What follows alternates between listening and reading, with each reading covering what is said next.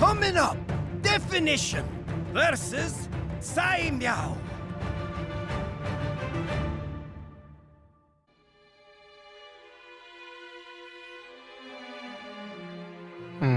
我还是希望大家都能很友善的吧，因为我也实际上我也不太觉得输赢有多么重要。然后，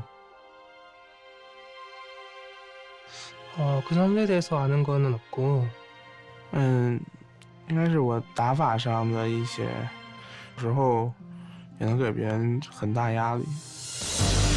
홀수 기사가 굉장히 좋을 것 같다고 생각해서 홀수 기사가 카운터 치는 라인업을 가지고 왔는데, 이번 동계 챔피언십에서 많은 사람들이 이제 안티 컨트롤 라인업을 많이 가지고 와서 제가 처음으로 붙는 중국 선수가 굉장히 제일 힘들 것 같은 라인업이에요. 我打他的卡组，理论上是挺优势的，但是这两天试下来也会出现一些小问题，然后还是有输的可能，所以这两天我也在专项训练一些对局，然后希望到时候能发挥正常吧。 조금의 좀 운이 필요할 것 같긴 하지만 제가 어떤 직업과 어떤 직업을 잘 매칭시키면은 충분히 이길 수도 있을 것 같다 생각해요.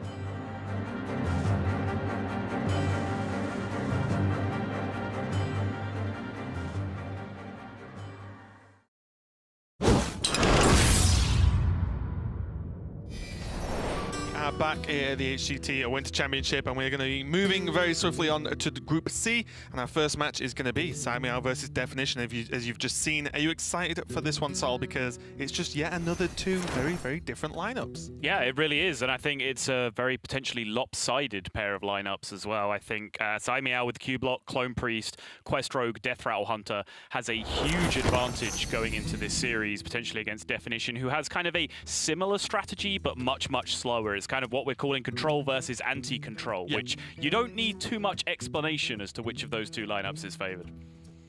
Wait, don't I? I'm joking, of course, but Caimiao looking pretty good already. Just you can see the Q block actually been banned out for him, and then the Wall Priest from Definition has been banned out, and it's a little bit of a shame because I would have liked to have just seen it played on the stage. Maybe we'll see it because it's not going to be the final game for Definition today, no doubt. But definitely an interesting deck choice. He did say he was expecting more Odd Paladin in the tournament, and I believe there is only Ike who is bringing it out of everyone. So that Wall Priest might come back to bite him a little bit. Yeah, it's interesting because I think Kibler really hit the nail on the head a couple of minutes ago, where he said a lot of people have brought very greedy lineups because they didn't expect to see much aggro. That seemed to be the most common read, whereas Definition clearly did expect to see some aggro coming in and has brought an anti-aggro lineup, but he's unfortunately got the short end of the stick because he's the one running into anti-control instead. Yeah, and already you can argue how good Wall Priest is, but it's good enough to draw a ban, which, in a lot of lineups is actually just a win in itself, right? If you were bringing what you believe to be four very powerful decks, but one has kind of lopsided matchups, that being banned out, it's like, well, okay, it's kind of a victory in itself because you get to play your three other powerful decks. So it's going to see how it's going to go here. I am excited to see Caimiao play. Obviously, he's becoming a bit of a regular now for us, and one of the Chinese players we actually, starting to just know more and more about. And I think most importantly, China getting the job done today so far. Yeah, I mean, it's up to Caimiao to see if he can carry that on, because personally for me, he was a player that was very impressive, and I think that sentiment was echoed in the previous championships by the other casters and by various other members of the Western pro scene.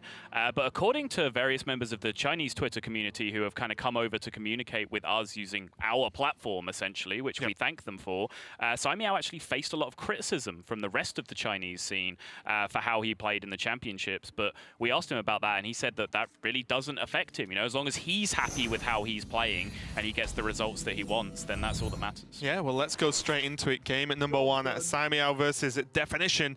Caimiao is going to be on his Clone Priest, and then Definition, as you can quite rightly see, is that Hakkar Druid going. You can see Hakkar in the opening hand along with Tog as well. So, this Druid is definitely becoming a sort of cult favorite, I would say, among a lot of pro players and some casual players alike, actually, with just the sheer amount of damage that can be done at the very end of the game with that Hakkar combo, Sol. Yep. It's one of the most, ultimate unpreventable win conditions in the game.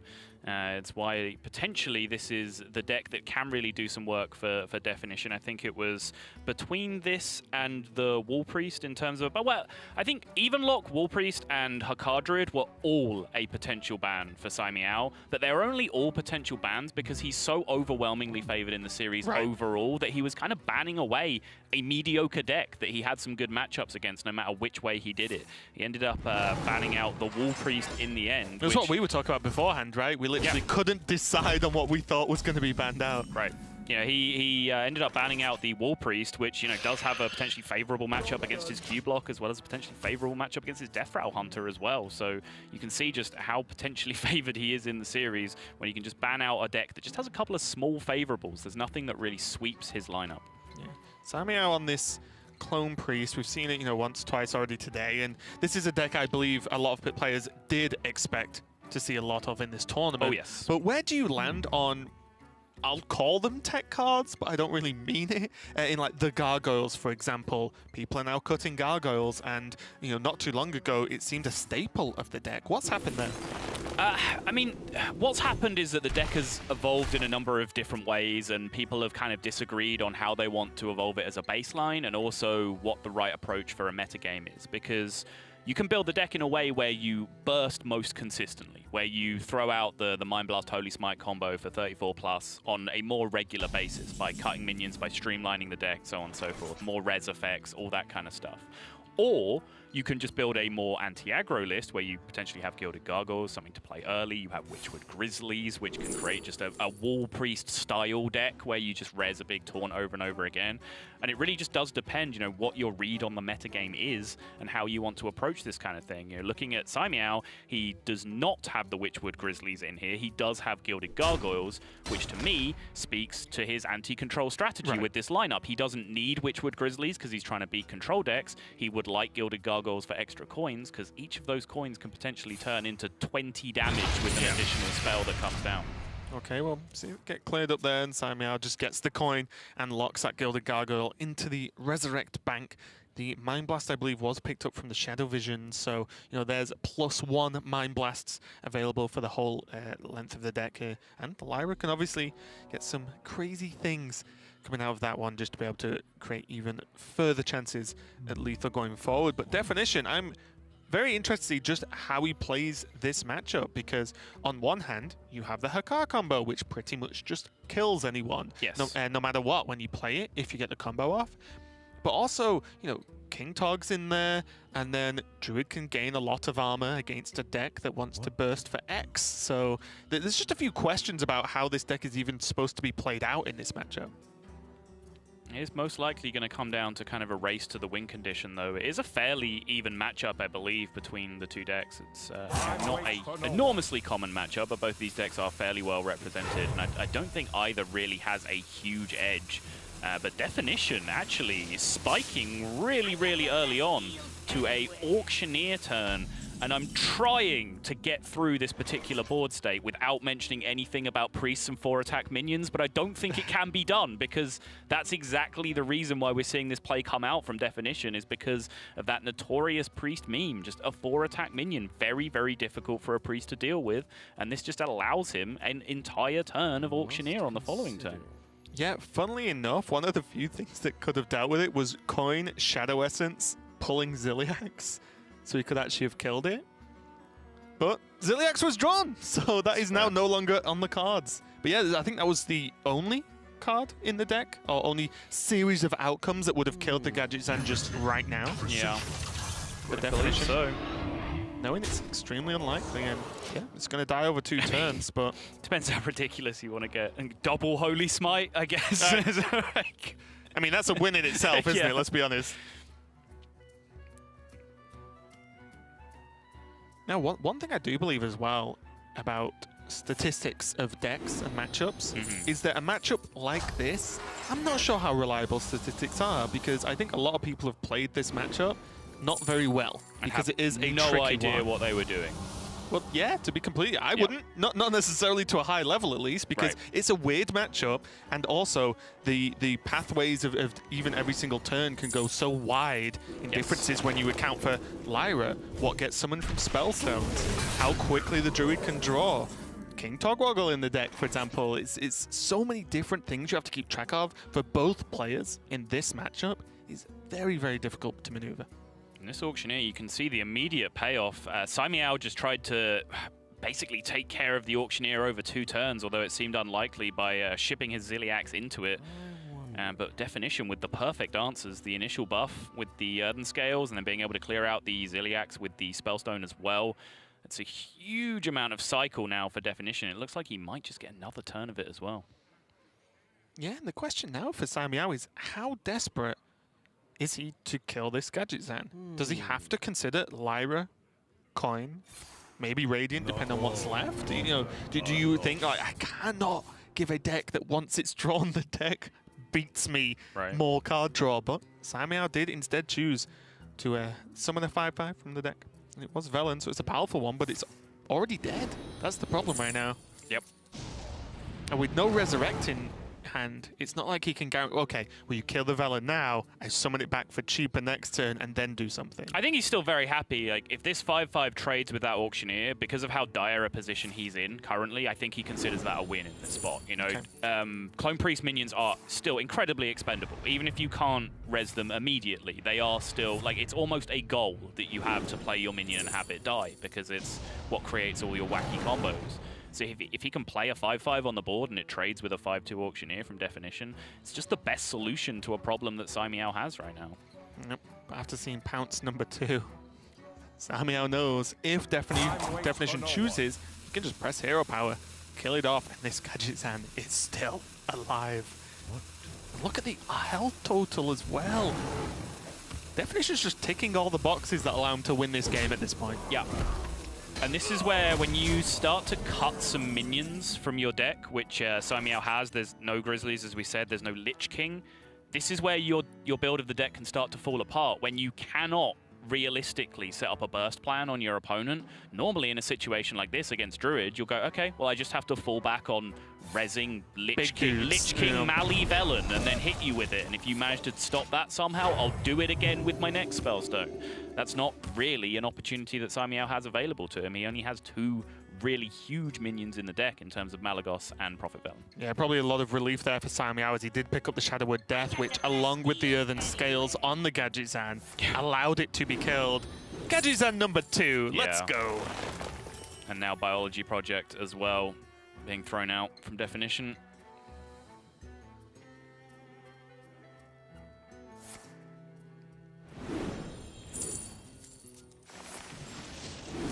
Yep. This is when you know the deck is kind of silly. When you just Moonfire Face for 1 is just 100% the correct play. 0 mana, draw a card. I play those. You can even keep your 1 damage. I don't even want it.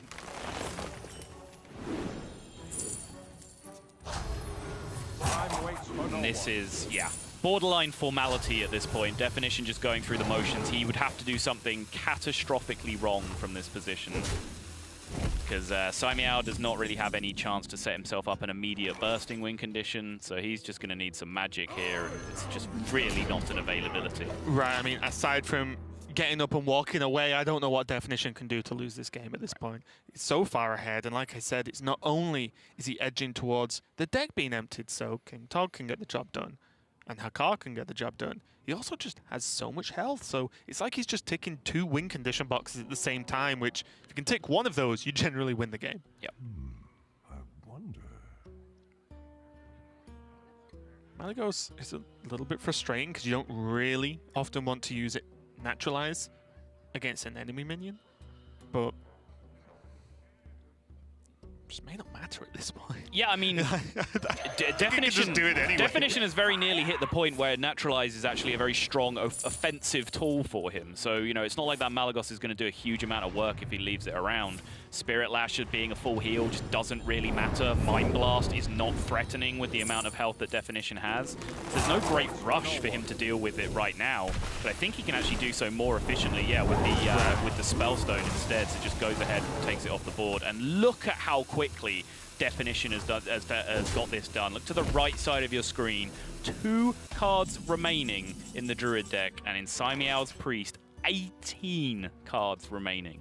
It's absurd, isn't it, to be honest? It really, really is. I will say as well, just a small note for leaving the Malygos up, if that was ever a plan. The card Vivid Nightmares is in Caimiao's list, and that is a card that I believe was added just for those, oh, you didn't kill my Velen this turn. Vivid Nightmares, you're dead. Well, I mean, and just create some huge burst potential. Not in this specifically, but more just a note that sometimes leaving a minion like that up, if you feel safe, isn't. Yeah, even just in general, it's I think it's a card that makes sense if you're building your deck anti-control, right? Because it's so much damage. You know, it's a chance against Odd Warrior, it's a chance against Druid that have stacked an enormous amount of armor, and you don't just have to have your minion left alive. You know, you can combine it with Radiant Elemental Spellstone turns, with Xerix turns, with all of this kind of crazy stuff. It's so much damage being added.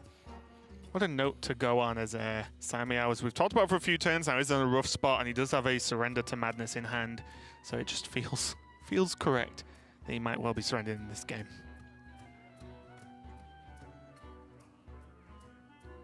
What to do? Are there even any fear factors for Definition right now? Is there anything that can go wrong outside of him conceding the game himself? I don't know. I guess the trades off because of potential silence might make it weird, but I guess that's why King Togwaggle's there as well as another backup plan. But I think killing the Lyra is intelligent there, you know, using that Moonfire just to make sure Lyra stays off the board. You know, we're in the realms of possibility where the things that Caimiao needs to win the game are as unlikely as him infinitely looping Holy Smites until Definition dies off that Lyra with a Radiant Elemental on the board. I wonder.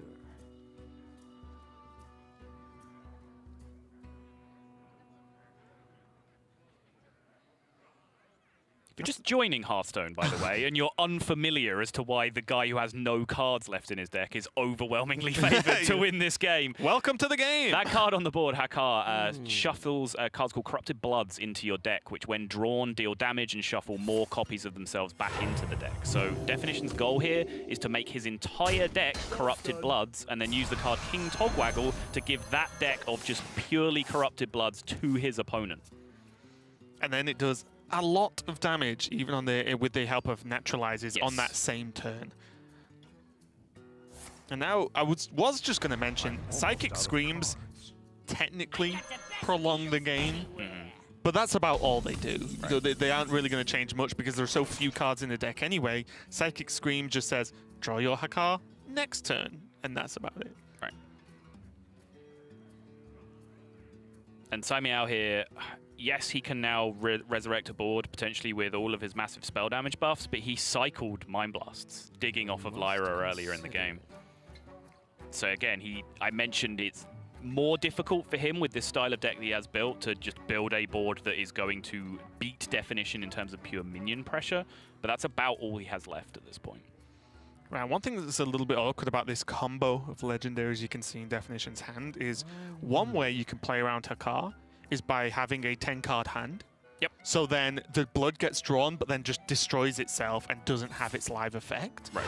The problem is, one way to not play around Tog is to have a 10-card hand, so then you can't switch deck backwards again. Right. So even in a prolonged state, if Caimiao holds on this game, because of mainly the lack of innovates, because Definition's used them both, makes his turns a little bit slower. Yeah, that's the one thing that I'm really questioning about how Definition has played this game out, is that he was cycling so quickly with those Auctioneers, whether the innovates needed to be used in the way they had. He could have innovated on 5 instead of 4, for example, for the Auctioneers. Right, or like even just potentially after innovating the Auctioneer in the first place, not using the second innovate. But didn't he double innovate on 4? I think he innovate coined, I believe. Oh, did he? Oh, okay, yeah. Sorry, apologies. I might be wrong on that one. But yeah, I mean, because he's not able to kill his own Hakkar here with the Innovate Naturalize, that is just slowing Definition down to the point where Caimiao can get something going. He's desperately, Caimiao here, trying to upgrade that Spellstone to the maximum. It's why we've seen him doing really, really kind of silly-looking plays. Right. It's not me criticizing the play. It's just a byproduct of what he needed to do. He's done really bizarre-looking spells, turns that just threw away spells in order to try and fully upgrade this Diamond Spellstone. And now the big question is, after the second Psychic Scream, with this Radiant Elemental on the board, Definition doesn't need Innovates to do it in the same turn. So basically, Caimiao has to kill this Radiant Elemental. No, not Zilliax. Okay. Zilliax. Nope. Zilliax. Oh wait, no, that's not how Seance works. Oh, all right. That's actually a... Sure? Did he just... Did he just know? Yeah! Is he a did genius? Because, as I mentioned, the Radiant Elemental creates the turn that we said he couldn't do because of no innovates. Yeah. And Caimiao could have 100% killed it off twice. Right. Didn't. And then just rolled silence anyway. It's actually really funny. Yeah, it's interesting itself that he uses the silence on the Radiant Elemental, but of course probably correct in that spot. There's no point holding the silence for the Hakkar while leaving a Radiant Elemental on the board, Right. because you allow your opponent to just immediately naturalize the Hakkar. And you definitely want the Gadget Zen to not die, because now you want the Gadget Zen alive.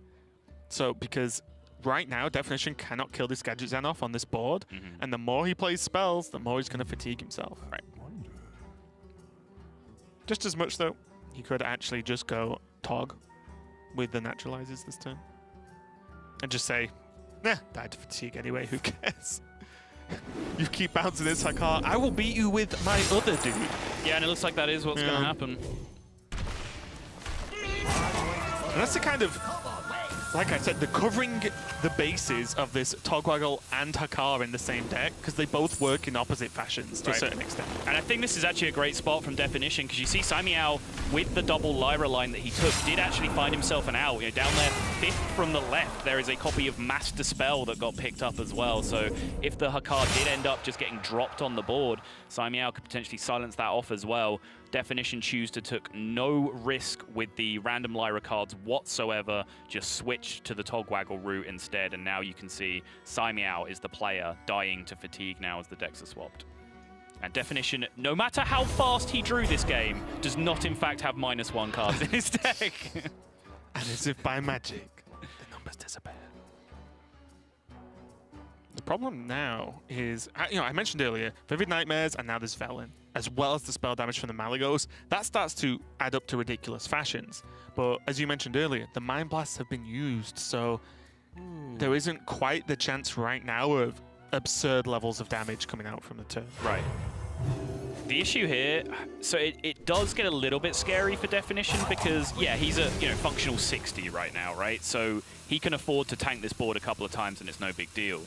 The problem is if he leaves the spell damage guys alive, then potentially if there's a Spirit Lash in Caimiao's hand, which for all he knows there might be, then that stops Caimiao dying to fatigue, and maybe there's enough time for this hand to, or this board to beat up Definition from this position. Say that 3 times fast. I don't want to, and you can't make me. Damn. You got me. This Master Spell is actually huge, isn't it? What to do? Not in the fact that it draws a card, which is a bit of a problem, but the silencing of the Hakkar is a big, big deal right now.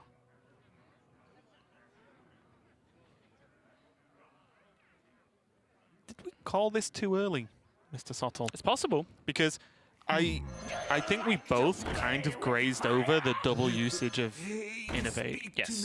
And then It really did make Definition's life very difficult, the way the Innovate. it felt like the Innovates rushed the first half of the game, but then slowed down the second half, so it ended up being the same, if not slightly slower in general, because Definition drew his deck 10 minutes ago. Right. And he's still not won, which is very strange for this matchup. I was about to suggest this play, though. I think, first of all, the first thing my brain leapt out to is that I just kind of wanted some Priest cards in my hand, because my current hand of Druid cards was really not doing anything. And then realized that using that Pyromancer Acolyte combination that would draw Definition the cards, he can actually then trade over the Malagos as well, which is a huge, huge win for... trade over the Velen as well, which is a huge win for him in terms of trying to win the game. Here we go, though. Caimiao going for the 18th Lyra of the game. Oh boy. Does any of that help? I'm just thinking, Mind Vision. Hakkar. Yeah. Like, come on. Yeah, please. and, yeah. Caimiao, I think, knew that that is the only remaining minion in his deck. Potentially. I may have lost track. It's been a slightly confusing game. I hope you'll forgive me. Nope. No, fair enough. So, Vivid. How much does he need to heal, actually? You can always play this first. There's the Lash. So you Vivid first, right? What do you want to Vivid? Oh, I guess... Oh, never mind. No. I thought you could Vivid, do other things, and then Lash, but you can't. You actually just... You don't have any other spells in hand unless something comes from the Vivid onto the Elemental. Okay. Bit too risky, though. Oh, the Mind Blast off the top alongside the Prophet Velen. That just looks like a GG to me. Yep. I think Definition just went to play it and then just took a moment just to make sure there was nothing mechanically that prevented this doing what he thought it was going to do. No, Definition, as wacky as that game is, it doesn't matter what class you're playing, Velen plus Mind Blast still does 10, and then the fatigue comes through. Question marks for me about the way Definition navigated through the mid portion of that game, because we were very excited. We called the game over very early, and I think it was, but I think potentially Definition just got himself in a little bit of a mess in how he sequenced a few things later on. Yeah, I think there was just a pause of like, oh, wait, he held off this one thing I didn't think he would. Oh, now what? I didn't think that far ahead, because maybe he was in our mindset of, oh, this is just a formality now. Right. This is just done and dusted. And then there was just the screams kind of delay it. And then maybe he has a silence, and then suddenly, wait, what's my backup plan? And the backup plan, quite frankly, was not clean in any way. We just saw the Druid win by playing Velen Mind Blast. So just a bit of a minute to work out whose deck is who. But yeah, I will say Definition, little bit ropey there for me, but I did mention the matchup in itself does get funky very quickly. Yeah, I think strategy early, very nice. Get the Auctioneer down, understand that it's not being challenged. I think that's a great spot for him, from him. I think that's very good play. I think then he got himself a little bit tied up. But then I think his recovery was also very good, where he switched to just the straight Togwaggle plan and abandoned the idea of the Hakkar, and then just pushed for fatigue from there. I think that was very nicely done. And also the turn that immediately followed that with the Pyro Acolyte, just to get himself a few more resources. Because of course, remember, not only did that take care of the Velen, which was a huge win for him, it also got him closer to that eventual lethal draw, which was the Mind Blast going alongside the Prophet. It was, and that was a very spicy game, number one of Definition versus Caimiao. It probably lasted 10 times longer than most of the games you've seen so far today, but we've got plenty more games that are coming up, so don't go anywhere, and we'll be right back with some more Hearthstone. Greetings, everyone. I'm Paul Wynn, a mission designer on the Hearthstone team. By now, you've met and played with all of King Rastakhan's troll champions in their Loa and Rastakhan's Rumble. But how would you fare against them inside the Gurubashi arena? Well, now you can find out in the Rumble Run, the new single-player experience we'll be releasing next week. You enter the arena as Hakkar, an eager young troll ready to prove himself against some of the greatest fighters in Azeroth's history. I ain't rolling over for nobody. Similar to the Dungeon Run and Monster Hunt, in the Rumble Run, you'll compete in a single elimination style tournament against the other 8 classes for the glory of your Loa. The odds were against you. I made sure of it. The opponent gets progressively harder, but with each win, you'll build a stronger and stronger deck by reaping the spoils of victory with the cards you gain. This is a fight for dominance and the honor of your Loa.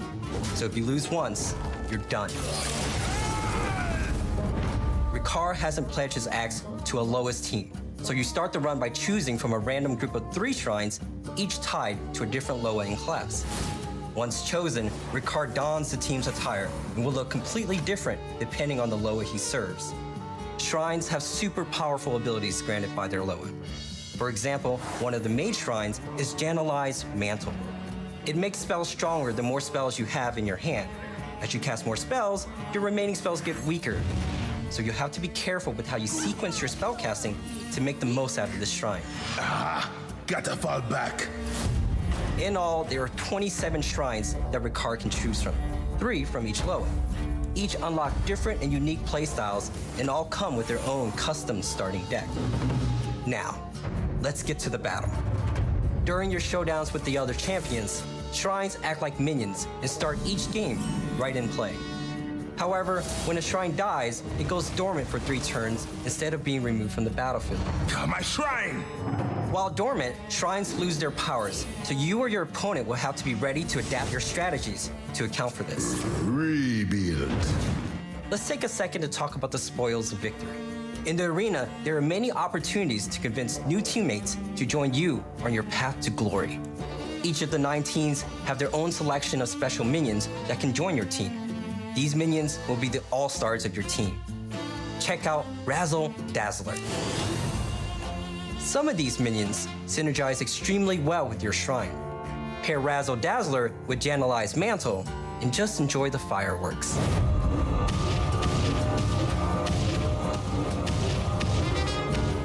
We also have passive treasures that make your shrines even stronger. Pack with the Loa revives your shrine in 2 turns instead of 3. And Windfall Blessing can grant a powerful Deathrattle that makes your minions stronger each time your shrine dies. Only those who are the strongest and honor their Loa the most will be able to defeat the opposing Troll Warriors and earn the right to become the champion. Winners will also receive the Rumble Warner card back, so you can show off your champion status to others in ranked mode. Good luck in the Rumble Run. You'll need it.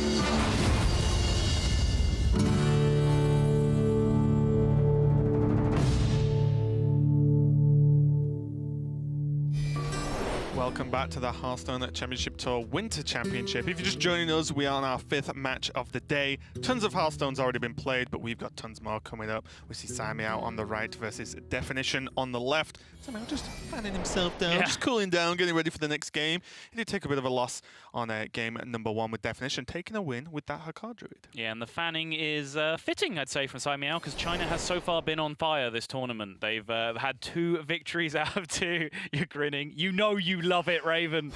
They've had 2 wins out of 2 to this point, and Caimiao honestly would have been the one player coming into this that I would have predicted would have been potential to fly the flag for China. So he does find himself 1-0 down now as we go into the next game. I believe even lock versus Priest this time around. Yes, it is. But Definition, that matchup that he just won, the Hakkar Druid versus the Clone Priest, that was about the best possible matchup he had in the entire series after the bans went down. So I do stand by the idea that he is massively unfavored overall in this series, but if he was going to win, winning the kind of even matchups that he has, first rolling the even matchups that he has, and then winning the even matchups that he has, like Hakkar Druid versus Clone Priest, was crucial for him. Yeah, Definition himself said he felt unfavored going up versus Caimiao in his first match in the group, and so far, as he said, 1-0 up. It was a little bit shaky. It wasn't as solid as some of the other play we've seen today, but we'll see what he can do with Evenlock, a deck that I feel everyone's had a lot of practice with, players and casters alike, as it's just been a deck that's been around for so long, and I would say it's been averagely powerful for so long. It's been an acceptable Warlock deck since the beginning of the Genbaku era. Yeah. I remember when the concept first came out. Like, I honestly wish I could give credit to the first person I saw, but I think like an hour after Gen was announced, I remember someone tweeting, "You can play turn 3 Giant with this," which in itself is fantastic recognition, like Hearthstone recognition and foresight. But I remember seeing that and being like, yeah, but how often does that happen, right? And often. And then I actually did the math, so it was like, oh yeah, that happens like half the time, right? Gotcha. And then on top of that, if that's good enough, you can life tap for 1. Life tap for 2 was very, very powerful indeed. But let's get into the game and look at these opening hands. Caimiao does have double Gilded Gargoyle, which if you're going to play them in the deck, having them be able to just plop down early on is actually very, very powerful. They aren't one of the few minions in the deck that you don't want to come out of Clone. Particularly, you don't really care about them so much. You want them early to get to Clone, to maybe get to an emergency Psychic Scream, for example. Very often, if they're in your deck, they are the minions that get in the way of guaranteed setups with Clone. They're minions number 8, 9, 10, depending on how many minions you have in there. And that means, because you only have 7 board spaces, when you rip a cloning gallery, if you have enough minions left in your deck, the gargoyles can actually mess up your lethal push or whatever it is, and you can miss your Velen or your Malagos for lethal, your Radiant Elemental for the discounts, or even in defensive situations or value situations, you can miss your Lich King if that's the way your deck is going. So yes, they can be somewhat irritating, and that's one of the reasons why some builds we are seeing them get cut. Right, and at least they do something on the board early on, because Clone Priest often has an issue of passing for the first 6 turns of the game and hoping they're not dead in that time, and then they start playing. So these Gargoyles are really good for Caimiao, just to even just half battle back against some of the cheaper Warlock minions that are often dropped down early to apply pressure in this matchup. Yeah, this is Priest Wild Growth right here. This is a terrible version of even nerfed Wild Growth, a 3-mana 2/2 that gives you a coin. People complain about this deck, by the way, and it plays a 3-mana 2/2 that because it always kills them on 9. It never happens! I felt validated, whether it was yesterday or the day before, or whatever it was. We interviewed Ike, and he said that he has never killed someone on turn 7, 8, or 9 just with like cloning gallery into lethal. It doesn't happen. Believe it. It doesn't happen. Every game. Every game. Whether I'm playing it, whether my opponent's playing it, it happens all the time. Let's see if Caimiao can make it happen though, because already Definition's just doing what the Even Warlock needs to do in this matchup, and that's just get the beatdown going, and this Twilight Drake is a great tool for doing that. I am a little worried that I've chosen this particular game to double down on this point, because he is about to have his 3rd coin in his hand, and all of his relevant lethal minions are still remaining in his deck. I can't wait for this. Yeah. Speaking of relevant minions in the deck, no Mountain Giants as far as I can see for Definition, so he does have some powerful tools, but there is a large difference between having a Mountain Giant and not having it in almost every matchup. So, as you said, it's kind of the cornerstone of the deck, to be completely honest. If Mountain Giant was rotated out, even Warlock wouldn't be very, very good. Yeah. And this is a poor matchup for the Even Lock, somewhere in the 40% bracket, and a lot of that 40% is Mountain Giant lands early, isn't answered, runs wild. Once you get past that point, it's so tricky to do anything, because a lot of your other threats, the Hooked Reavers, for example, they A, come down so late that they're in Psychic Scream territory, and B, to even get them down as threats in the first place, you have to lower yourself to a range where the Priest does not need to do anything fancy to kill you. Once you get down below 15, they really don't need the nuts cloning gallery combo to be able to lethal you. Right, and if you can't do and pretty much kill them before turn 9, the game's over anyway, so... I'd like you to note that there is currently not a cloning gallery or any of the burst cards in hand to make that happen. How many turns have we got? One more turn to draw it? Oh, dude, if it's drawn on 6, coin, cloning, dead. There's no Mind Blast. It doesn't matter, There's he'll no get Holy it. Smite. Lyra. Okay. Double Elemental. They're all there. Okay. Oh my god. I would love it. This would make my day. Maybe even my week.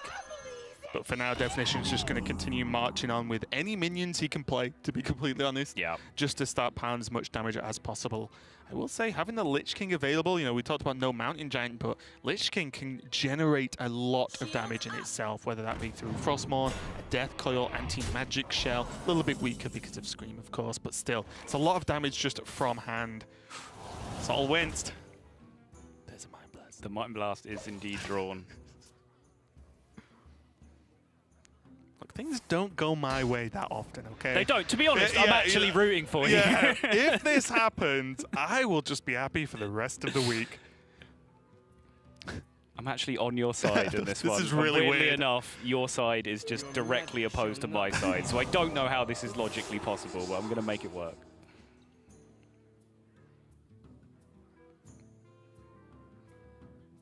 Definition now just doing the best he can, trying to push through damage. I think this is the right play from him in terms of just saying, hey, if you don't have Psychic Scream or coin cloning gallery kill me, then you're under a lot of pressure, and Mass Hysteria is a very complex board state to navigate here.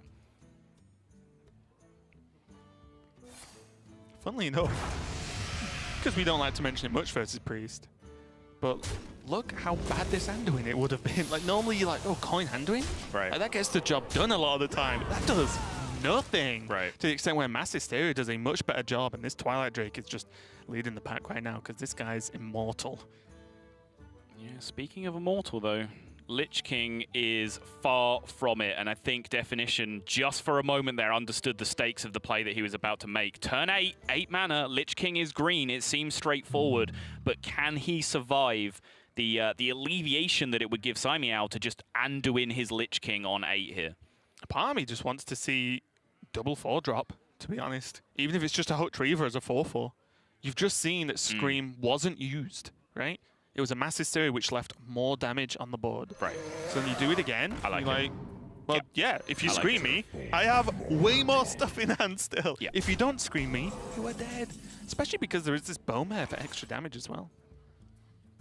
There is a Radiant being drawn, which does reduce a little bit of the burst potential, but now that he has got so much natural mana available with the coins, he will be able to coin out those that Radiant Elemental and get extra spells alongside a Cloning Gallery if he gets it from here.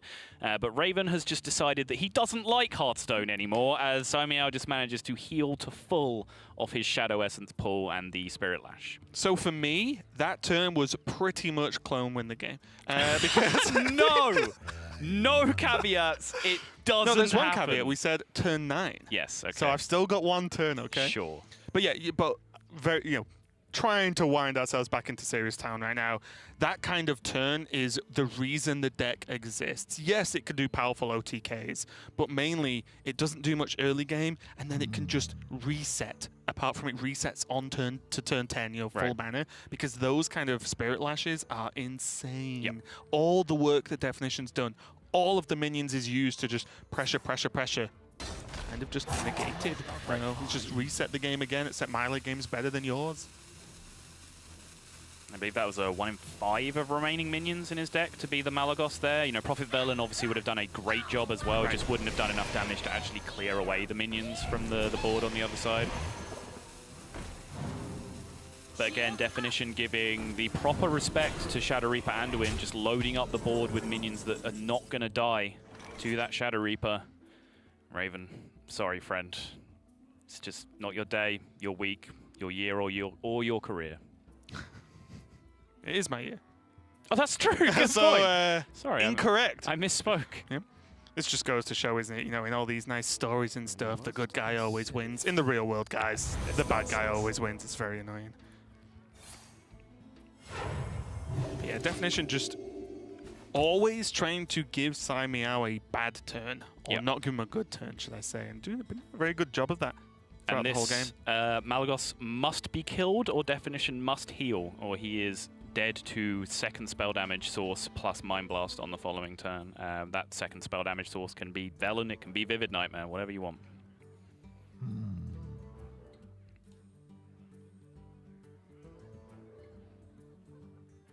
Definition, I think, considering the implications. What exactly do I die to? Does he need 2 spells here? Does he need a double res? Is it ridiculous to play around this? But I think with the Spellstone in hand, healing to 7, it's just, it covers all the bases, right? It does everything that I said he needed to do. Kills the Mali and heals. I mean, Caimiao definitely not setting up a lethal out for himself. Yep. This turn would have looked much more difficult without that Spellstone. Most importantly, without the Spellstone being 7. That's just a huge health gain, and a huge chunk of Malagos is already massive health removed. And I guess it just work out, do I want to trade in with my smaller minions or get rid of this Twilight Drake? But Twilight Drakes have been getting it done this game, and he doesn't particularly need a wider board to go into a Psychic Scream.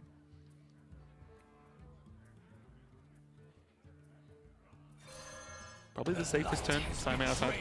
Yeah, to get Anduin online, and suddenly, again, the Anduin inclusion, which is not always played or hasn't been always played in this deck. Correct. You can see why people like it, because there are 3 coins, a Mind Blast, and a Vivid Nightmares alongside a Radiant Elemental, soon to be 4 coins too.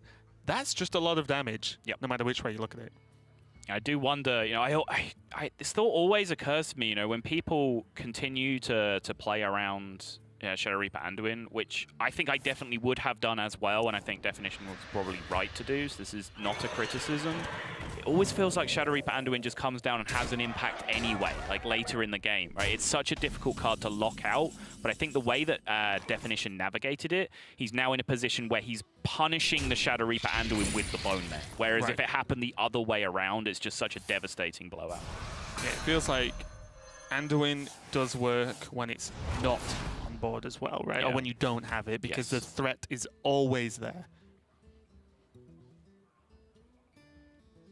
Definition now just looking a little bit dry, to be honest. He had so many minions, but with the Scream, he still technically has a lot of them. It's just they're in the deck and not in the hand. After seeing Anduin, Lich King comes down, and this Lich King pull could make or break the game. Doom Pact, not what you're looking for. Lethal, right? I think so. With the coins, get the Vivid Nightmares down? Yeah, Velen, Nightmare, coin, Mind Blast, coin, ping. Yep. That looks like it. And as I said, Sol, this deck just always... Wait, was that? Am I dumb? It looked like it to me. So Velen Vivid gets there anyway. Creates 2 Velens. Coin, Mind Blast for 20. Coin, ping for 2. Yeah. Was that just Miss Lethal? Looked like it to me.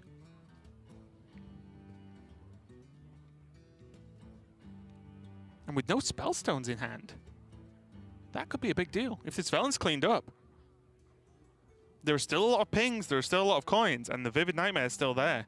But with the Velen potentially gone this turn, and with Hellfire Spellstone, it can be gone if Definition so chooses. Right.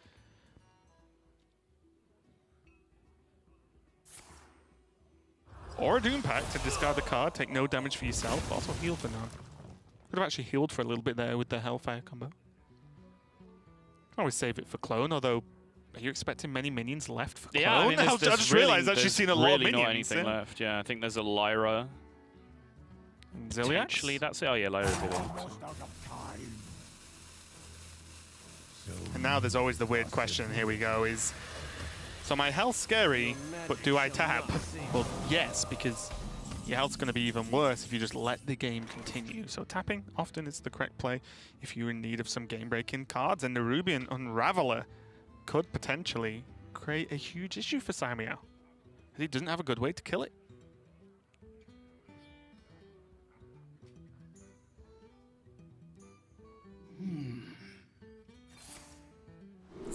Velen. Lethal. Okay. Exactly. More or less the same turn as last time. Looks like it's going to get there, though, without need for pings. Look at all the coins, a spare. Caimiao just wants to do it whilst holding onto some cash in hand as well, just in case.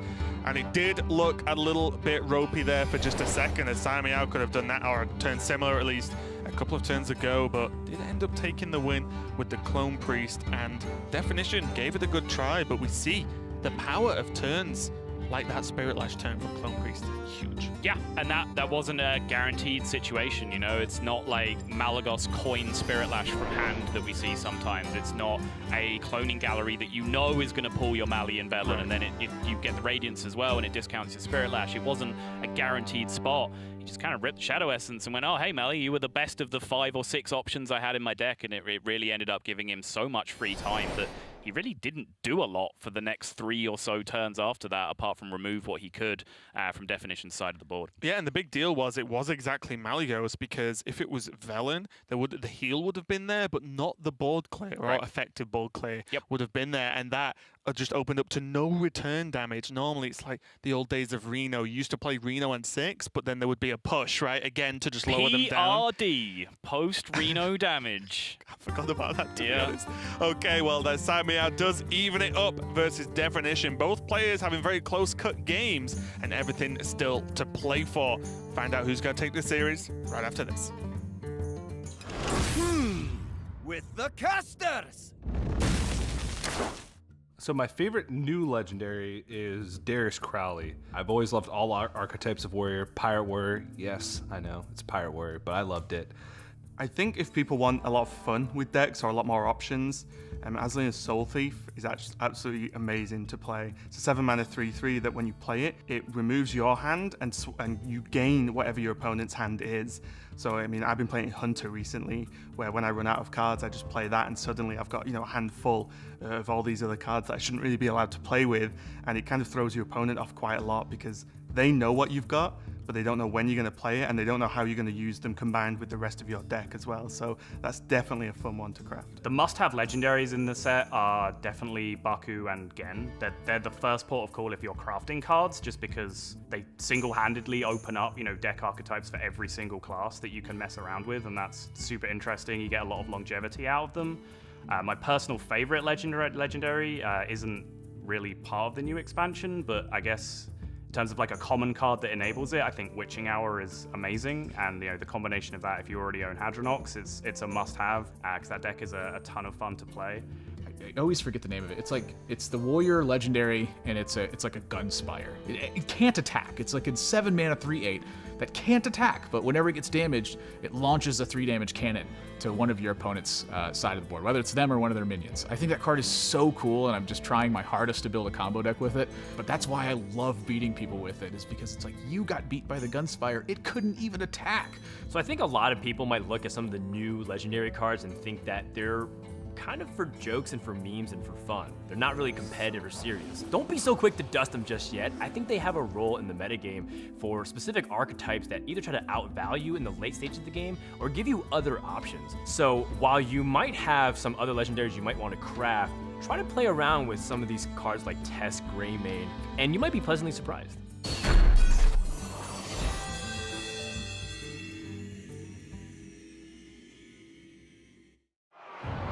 If our lucky contestant defeats the Loa of Death, everyone here gets a prize! If not, he loses his soul.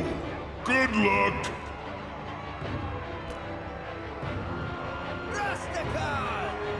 Oh no! That's against the rules! There are rules? So, our lucky contestant actually won. That means everyone wins too! That's for everyone! You get packs, and you get packs. My hand is too full. And you get packs. And you get packs. Everyone gets packs.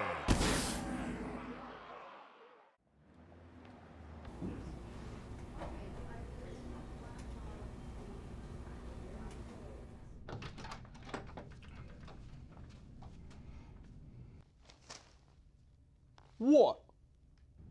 I'm not doing this.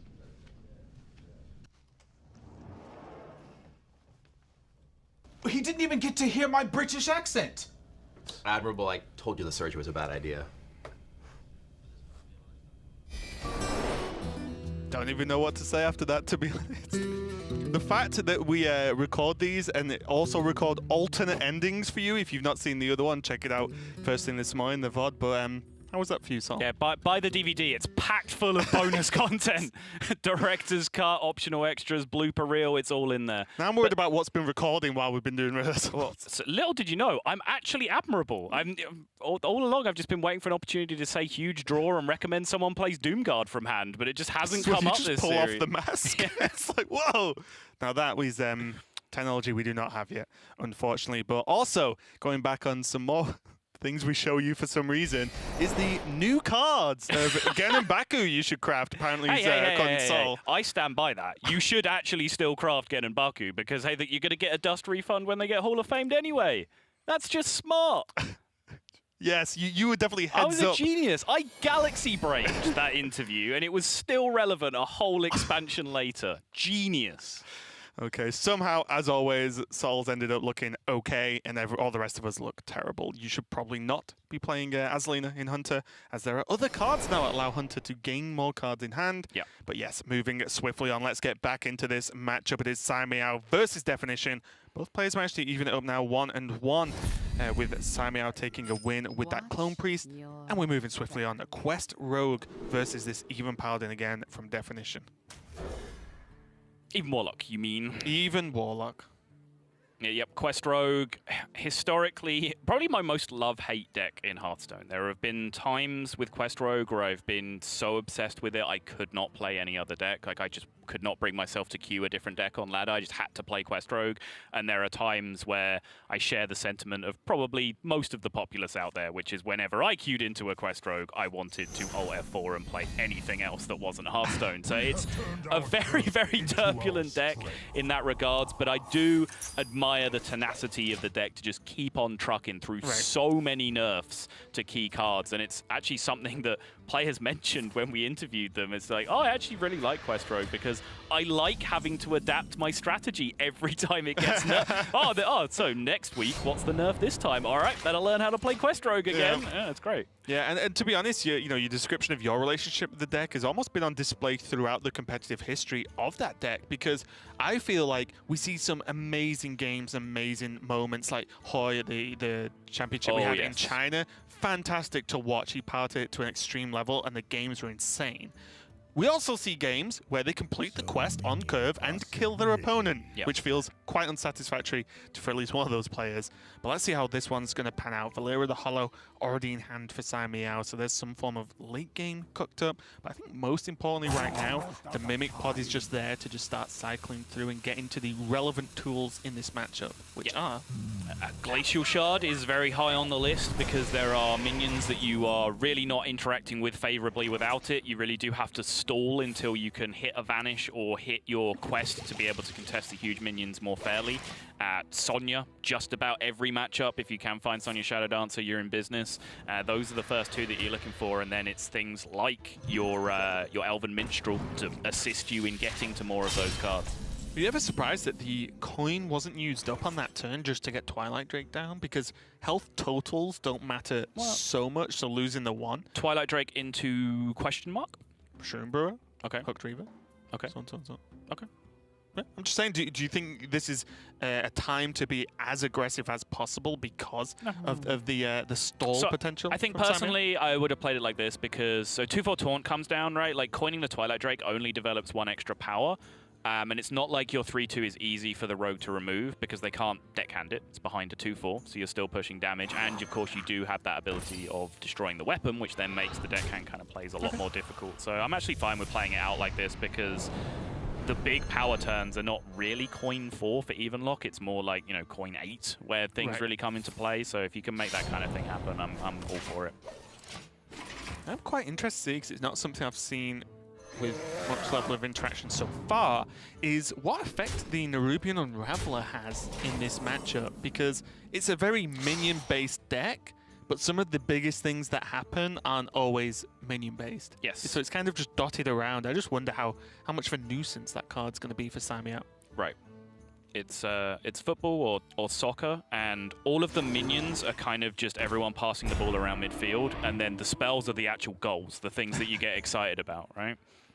So yeah, I can see Nerubian Unraveler is just a whole free turn, right? Like when if you can get the pattern down where you can see that your opponent is going to complete the quest and activate the quest next turn, which you quite often can, Nerubian Unraveler, free turn. It can really throw an entire spanner in the works. Completely negates prep, completely just stalls out Vanish. You know, a lot of people have been taking this card in this tournament especially, and it's just correct, I think. I don't even think there's much discussion as to whether you should at least play them in the decks that they can fit in. Yeah. I mean, again, it's strategy dependent, right? Like if you're bringing the anti-aggro lineup, then maybe they're not so essential, and that seems weird to say because that's kind of what Definition has going on. But I believe he's just playing the one in his even lock, and that's it. They're nowhere else throughout his lineup, and that kind of plays to what you were saying. Whereas even lock just kind of has this 1 or 2 spots in the deck where something weird always goes, right? Second Spellbreaker, Nerubian Unraveler, Mojo Master. Yeah, Mojo Master Ziggy, those kind of options. See already now Definition is actually just piling a lot of damage onto the board, and there is the Glacial Shard there, but with no bounce effects, it's just extremely limited in its power level, and so now Caimiao's just had to play it and say, I hope you don't clear it off, because I would really like to draw a bouncer next turn and keep bouncing this Glacial Shard just to stall out some damage. Well, even then, I don't know whether he can necessarily afford enough time to continue to bounce the Glacial Shard, because he's already invested quest progress into his Vicious Scalehides. And when drawing 2 of them off the Mimic Pod, that's basically what he's been locked into. So it's just not, the draw is not really lined up here for Caimiao. And Definition, even without the huge pressure opening, just by playing 2-drop into 2-drop, just got through so much pressure early that the Quest Rogue has been found a bit wanting. Deckhand, pretty good pickup there, because he can now kill off the Unraveler without having to expend any health. And now I guess, Scalehide's down. Yeah, I'm just looking at him like, down. Ouch. That's a reset. Pass? I don't know. Yeah. And one of the problems you do have to know, I didn't know it right at the beginning, is Valera the Hollow being in the opening hand is just -1 card. Yeah. And that is a problem when the deck has been nerfed to an extent where you really need everything you can get hold of to even make the deck work. Never mind, you know, have blowout turns or anything, but just to get the deck cooking, you need to have access to as much card draw as possible. Right. And I don't know. Oh, to say that is the best draw in his deck is an understatement. 3 out of 5, I believe, current progress. He got there it is. He got double Scalehide off the Mimic Pod, then he bounced 1 with a Shadow Step. So that is the remaining natural copy of Scalehide in his deck, which gives him some hope towards moving towards this. I think it would be the best draw in his deck if he just wasn't very dead. Well, I mean, he's minstraling here. He has Glacial Shards, Wax Elementals, all that kind of nonsense to be able to potentially draw.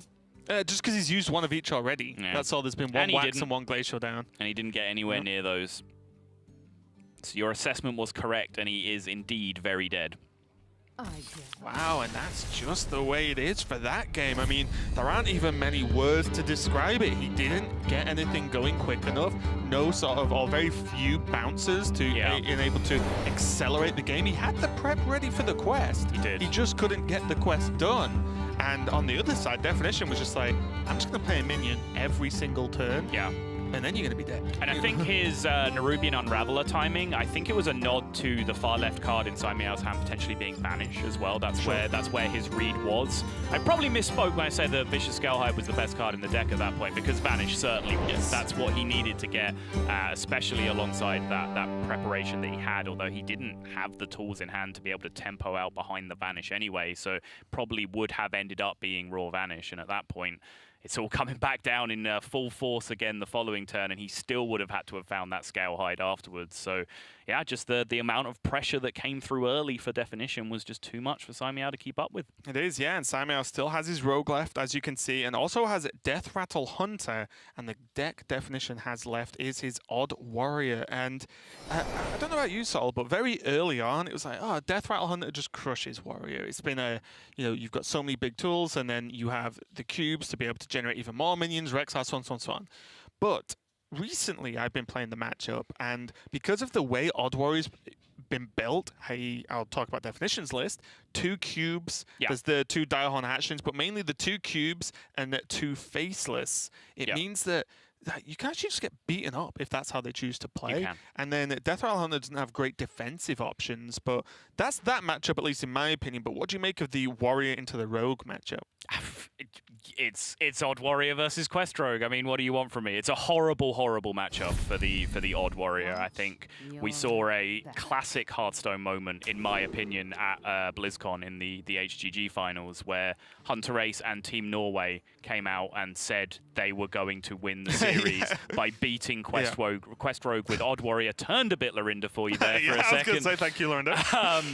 Said they were going to end the series by beating Quest Rogue with Odd Warrior, and then went and did it at the first attempt, which is just crazy because it's one of the worst matchups that we have left remaining in the game for sure. Okay. And do you think this newer build, as I mentioned, similar to what I talked about to the Deathrattle Hunter, has any better matchup than the old just armor, armor? It has moved it up significantly from 0. Let's put it that way. It's now 1. Yeah, I mean... It's a significant increase from 0. Yeah. Maybe it's approaching the 25-30% range. Okay. Let's agree with that. Okay, well, the good thing for Definition is this, he doesn't have to win this game to win the series, whereas Caimiao does. All the pressure is on. Let's kick it off. Tinkmaster, Overspark, the Hatchling, the Cube, and the Zola. So I would say at least pretty good tools to just drop and dump down onto the board to start trying to trade off all pressure, Caimiao in general. With Caimiao's hand, what are you making of this one? Sonya always looks good to me, but the Novice Engineer is looking pretty good too, just for cycle. Novice, Shadow Step, Sonya, and another bouncer. Yep, sign me up. Sign me up. Sign me up. Yeah. So good, they just happen by accident. It's incredible. It's only because I noticed them and make them sound right. Give them my nod of approval across the desk. See how Definition's just going to try and approach this, and you see right away how weird the matchup is. Like, oh, this character that has a very powerful ability. Nope, 3-3. Done. Next, moving on.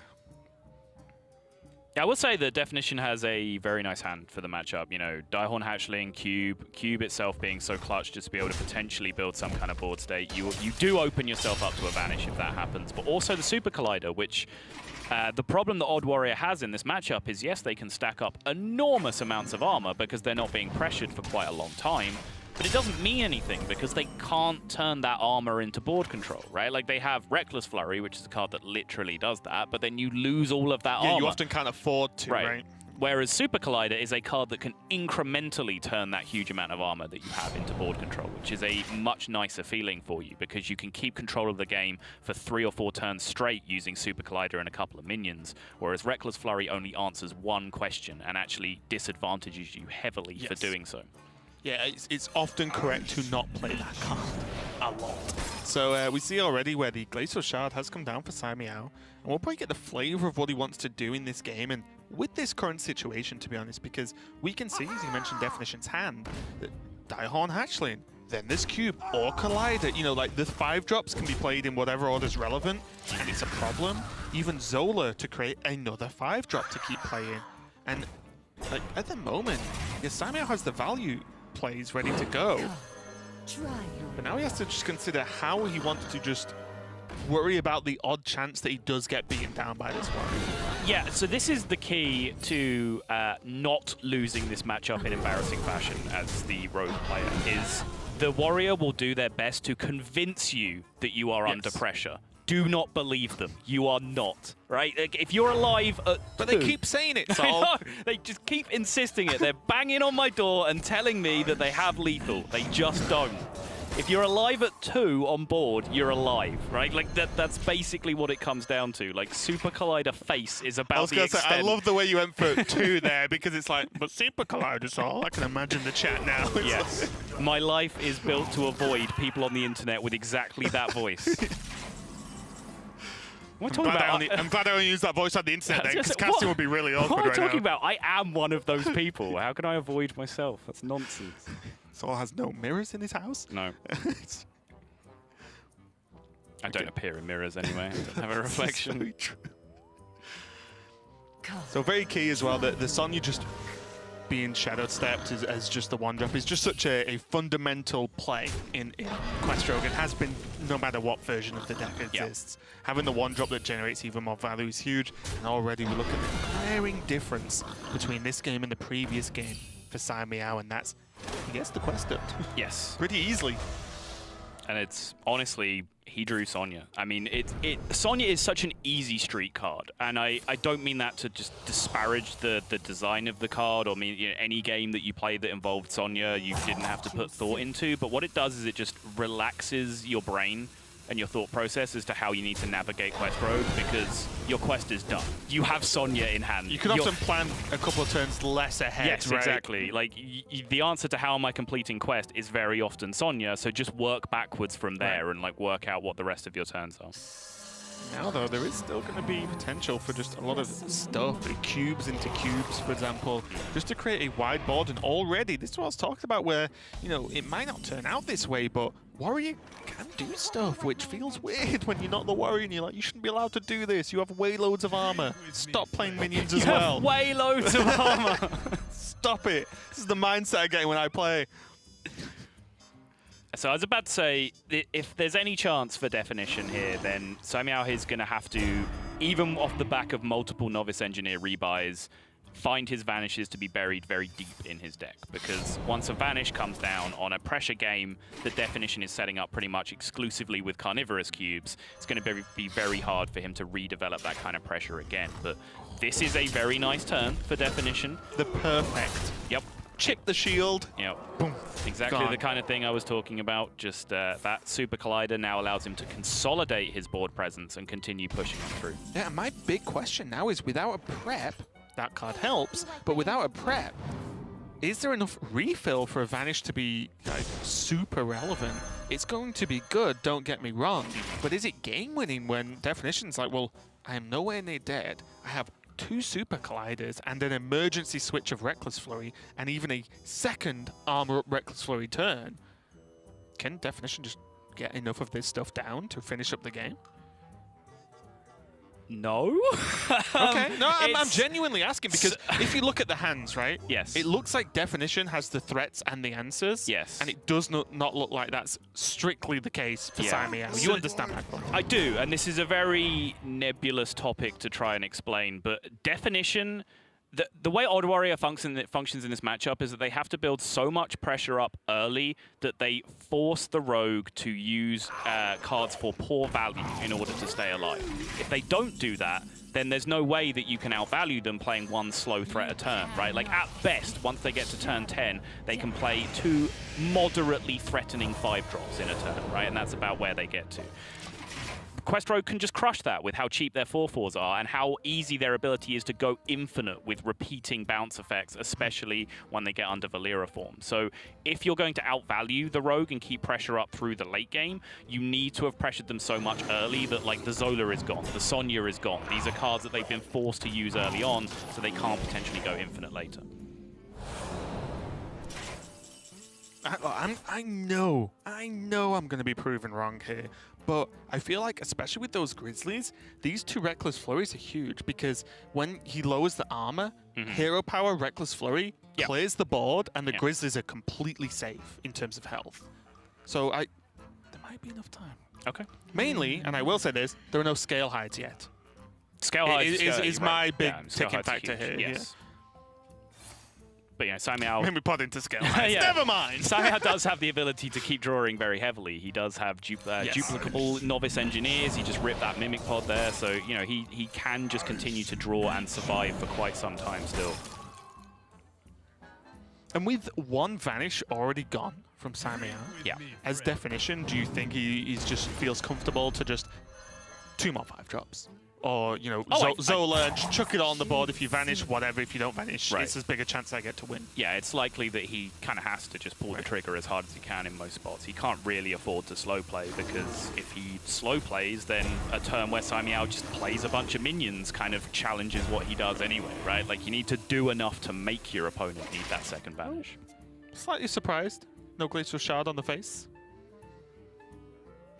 I think he potentially wants to save that shard again for the following turn, so that's his plan for the dupe on the next turn. He wants to dupe shard a second time around, which I think is reasonable. Oh, okay, this works as well. Reckless Fury going down, as I said, popping those Qs, which is 2 Grizzlies and 2 Stonehill Defenders. Stonehill Defenders, for definition's sake, maybe they get 2 damage between them, and that's good. Yeah. You know what I mean? Because they're literally going to die, right? But like, any damage is better than 0 damage. Mimic Pod again. This is what Caimiao needs. He needs to cycle. Doesn't really matter how empty his deck gets, really, because he has Lab Recruiters remaining, I believe, which he can still go infinite with. And there we go. So we can get 2 now and 2 next turn at a minimum without bounces. But at some point, it doesn't look like Caimiao is going to find a way to set up lethal himself here anytime in the near future. So he might have to plan to go to the long game, you know, set up some kind of infinite loop so he doesn't fatigue in the late game with Lab Recruiters, with Scale Hides. These are all possibilities of things that keep you alive for ridiculous amounts of time as you continue to duplicate them with Valera and Bouncer Effects or Zola. So let's say he heals 8. Yep. He only takes maybe 8 back. And then this Flurry can clear off some of the board as well. Because unfortunately for definition, Dynamatic looks perfect, and then you realize, it's my own stuff too. Yes. So, you know, Dynamatic, not great right now. Oh. Never mind. Definition's going to go. See what happens. I mean, it might as well, right? Like, okay, I thought that was just going to nail 3 off 3. Then I was like, wow, that is impressive. There wasn't a huge downside to it, right? Because it wasn't going to kill any of his own minions, and if it hit 1 on the opposing side of the board, his Super Collider does the rest anyway. Yeah, I guess for me it was just the unfortunate part of just the if you hit something to 4, right, specifically. But the Super Collider wouldn't have worked, right? Because the 1 health. Oh, sure. It kills it before it bounces. Good point. Good point. We'll say as well, Omega Assembly can lead to some strange situations in itself. Maybe you get a mech on, you know, the second you get a War Gear and it can combine onto a mech that's already on the board. That pushes a lot of damage. But here is the Vanish of Definition, quite visibly like, I was getting so close.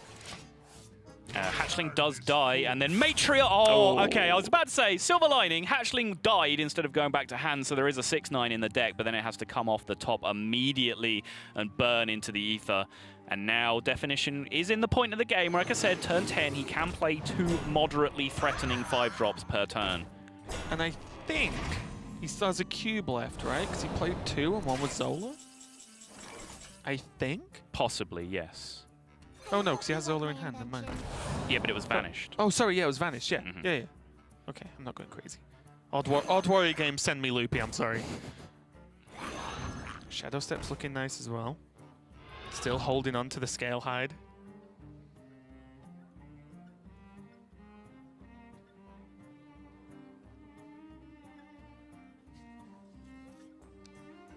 It's definitely getting tricky. Definitely understand that Caimiao is still looking absolutely fine here, but it only takes a misstep or 2 to just accidentally throw away a key minion, and then suddenly you're in trouble. But Zola now, with Scale Hides, means that this is going to be almost an endless loop, because that'll buy him enough time to get that Lab Recruit alive and start cycling to the infinite. Yeah, I don't remember the numbers exactly, but I believe the infinite Scale Hive loop keeps you alive theoretically into well into double digits fatigue. And then on top of that, he has the Lab Recruiter, which can just prevent fatigue entirely if he goes for the infinite loop with that instead.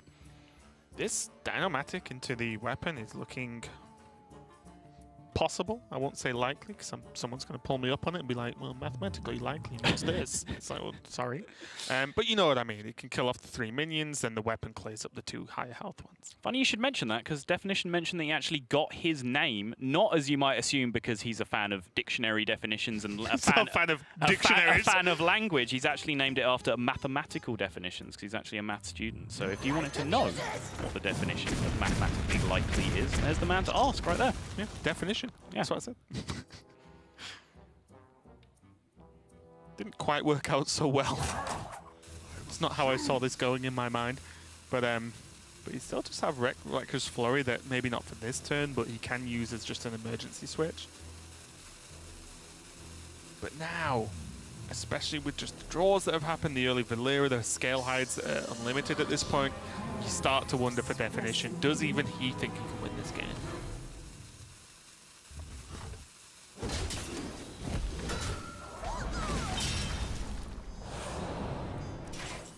Down to the bare bones of the deck from Caimiao. Doesn't matter too much how quickly he draws these remaining cards, because as we've mentioned, he does have so many ways available to prevent fatigue from being a factor. The only danger in terms of drawing cards is that his hand becomes too full, and then he ends up, burning cards or burning the shadow that duplicates the cards for Valera. That does spawn at the start of your turn, so if you start the turn with a full hand, you're not getting it. And as a small note, once this cycle starts to happen, Caimiao's turns are extremely predictable. Yes. You do the thing, and then the next turn you do the thing again until your opponent explodes. Well, I just mean with the flurry and brawls and shield slams, maybe if someone messes up, Definition can create a window to say, actually, you don't get to attack with these 2 turns worth of Scale Hides, because I killed them before you attack, and then that fatigue is enough to do something. I'm not saying it will happen, I'm just saying it could happen. Prep.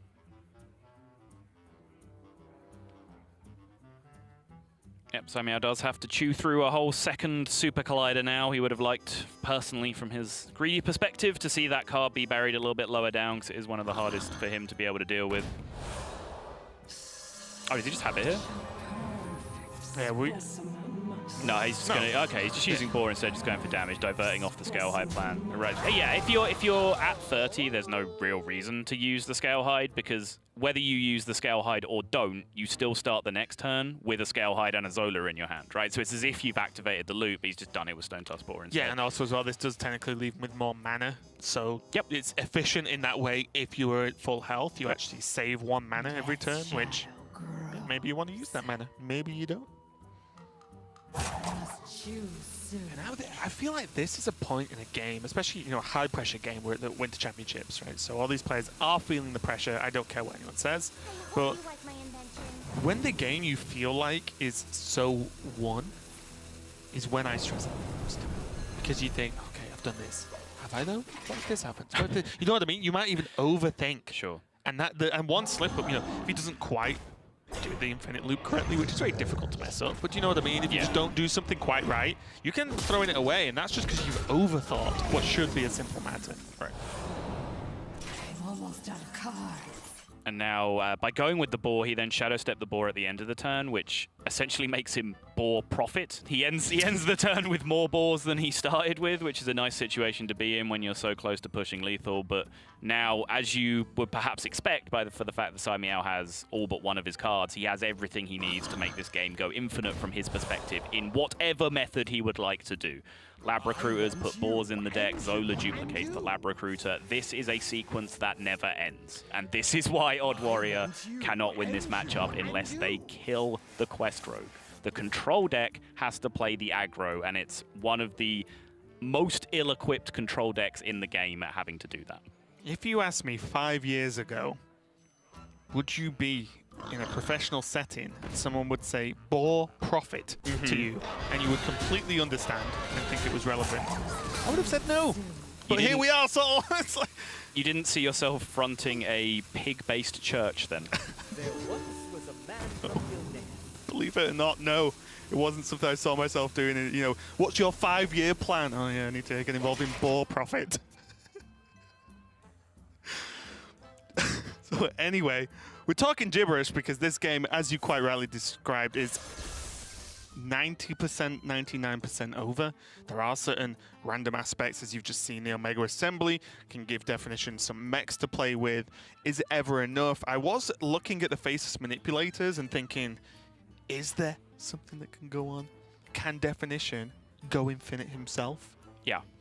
What No? now? No, he Is cannot. the answer, but you've got to think about these things. I will describe the way in which Hunter Ace and Team Norway used to defeat this matchup in HGG in that example that I gave at the start. They picked a 2/6 cornered sentry off a Stonehill defender very, very early in the game, and then held it for 7, 8, 9, 10 turns, some ridiculous amount of time. And then once the rogue had activated the quest, they played cornered sentry and then double mind control tech, which completely swung the state of the board so that they had a bunch of 4/4s and the rogue didn't, and that was enough pressure after both vanishes had been used to end the game, right? Like, that's the kind of creative plan that you have to make something happen in this matchup. And cards in your deck you have to have, in which Definition does not have mind control decks. No.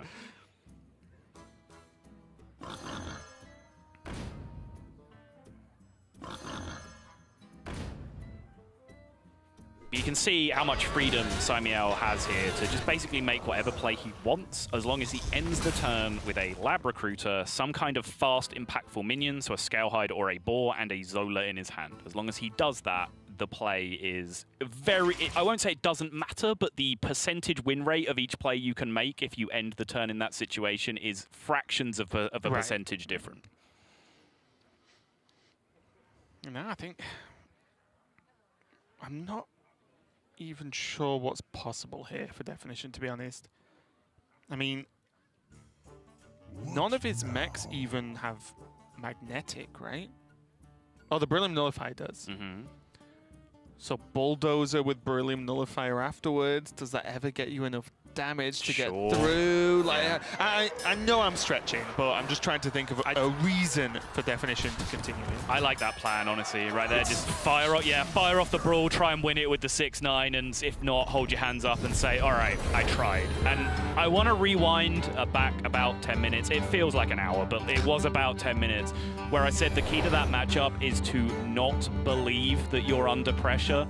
You believed for large periods of that game that the Odd Warrior had real pressure on the Quest Rogue, and 9 times out of 10, 90 times out of 100, 95 times out of 100, they don't. They're just creating the illusion that you are under pressure, that you have a clock on you. And I think Caimiao did very, very well to resist that urge to do anything stupid, hasty, or reckless in terms of ruining his game. Yeah, and I will say as well, the Valera available on curve that game proved, you know, was very, very significant, because you saw Definition had the game plan. He tried to put on the pressure, and he got close. And without the Valera, maybe it wouldn't have been as straightforward for Caimiao. But yeah, it's an incredibly difficult matchup to win with that Odd Warrior, and Caimiao takes it and then evens everything up again. All to play for these two players now. Only one more game left. Is China going to continue to dominate? Find out after this. With the developers. My favorite hero is probably Valera, and if she were to start a business, probably be a chef. She's got great knife work. It's natural. My favorite hero, Medivh. If Medivh were to start up a small business today, I think he would start selling personalized star globes. Little desk ornaments that would have personalized constellations of stars that you care about. It's gotta be Gul'dan. Like, I like the way he plays, but I also like the way Gul'dan works. He just, yes, power, everything. I like it. I feel like Gul'dan's business is probably gonna be a front for some like dark shadow corporation, but he's a smart guy, so he knows to keep it kind of low underneath the radar. Maybe he got some idea from our Ice Crown marketing. He's gonna open up his own ice cream shop. Maybe it's a adoption home for kittens and cats, but beneath the covers, I'm sure he's up to some pretty shady stuff.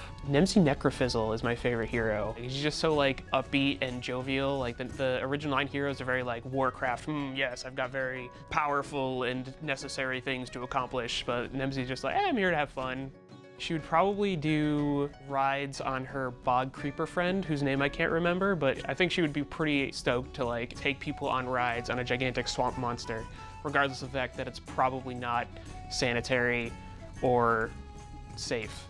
I think Shadow Reaper Anduin would be really, really good in the funeral industry because he could just revive the people that you lost. I don't think he'd be in business for very long because eventually people would realize that they're horrible zombie versions, but it would be a solid week of business for sure.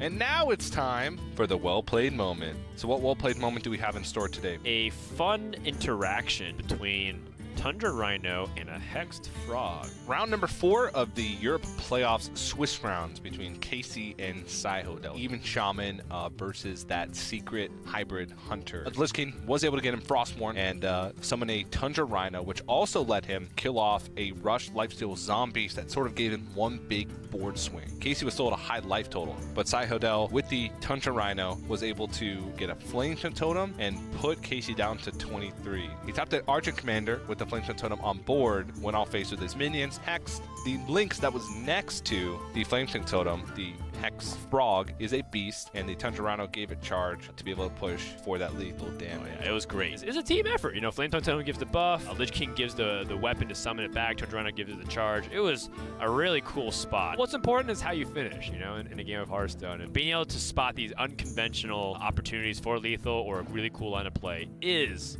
actually a well-played moment, TJ. Every once in a while, we just like to be reminded Hearthstone's a cool, flashy game. And lethals like this are what make those exciting moments even cooler when players are able to capitalize on it. So that's why this was our well-played moment.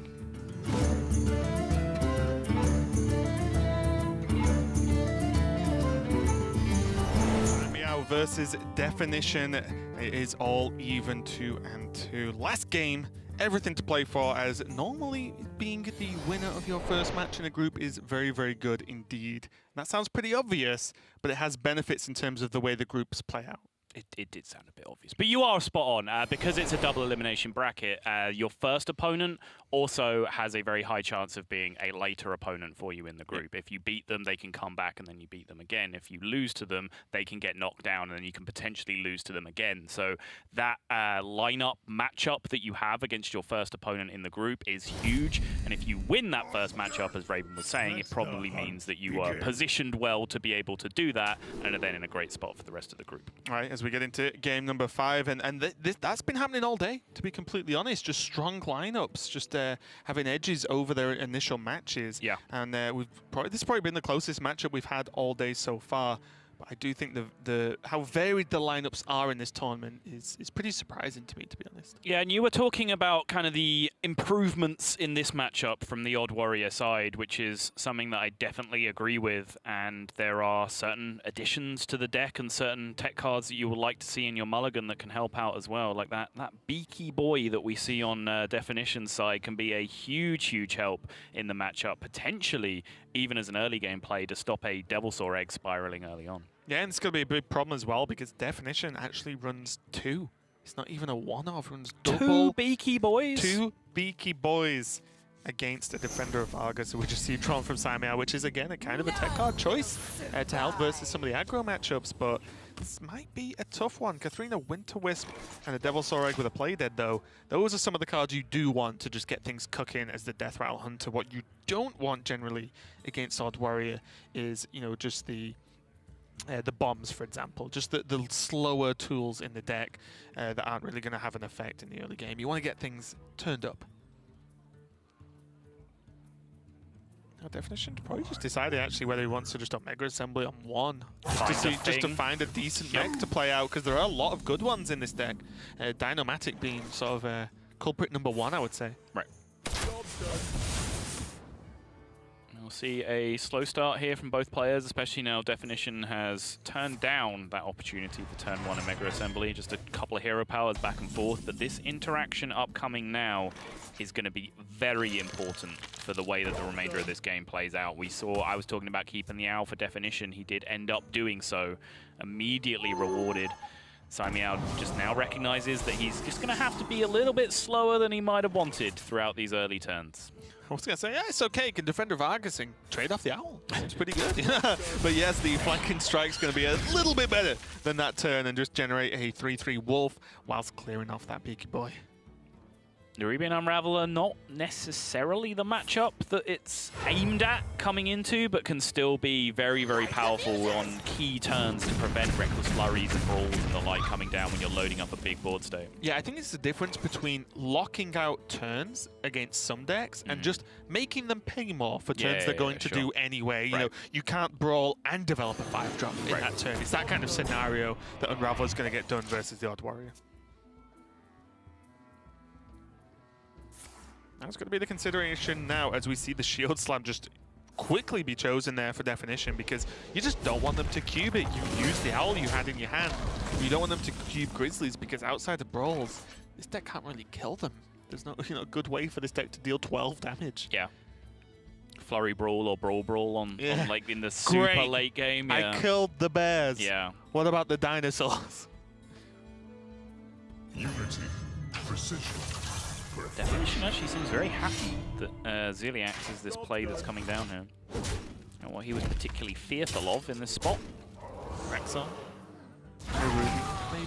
I guess, yeah. Because it's just a low hit. Okay, hit me for 3, I heal for 4. Obviously, Rexar is the fearful card. You as the warrior, you love it when your opponent's Rexar is bottom 5 or whatever it ends up being. But I don't necessarily think it's correct to just jam Rexar on 6 in the matchup, because it is a slow card. And quite often I like to just play my faster cards out first and just try and keep pressure going and then fall back on Rexar when I'm kind of out of stuff to do. Yeah, I guess with my knowledge of the hand, Rexar would have been a good turn there, because for sure. Because excuse me, everything else is not great until Katharina. Right? Kind of the thread I'm pulling at here is, if that reaction from Definition was in regards to Deathstalker Rexar, like based on the play Ziliax Candle Shot, do you think it's a good read that your opponent doesn't have Rexar in that position? No, I think it's a fair read, yeah. Okay. I think there are a lot of people who would just play Rexar. You've got the time. They haven't dropped any of their big 5-drops. You know, they're not cubing anything per se. Like, get Rexar down while you can, because maybe late game you just don't have the time, or you do have the time, but you're going to be a little bit punished for it. A bit of a slower turn. And mainly because turn 7 sucks.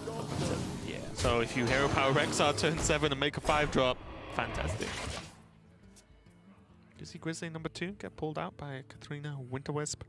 And now, it's kind of what I was talking about earlier. He can brawl. He can shield slam.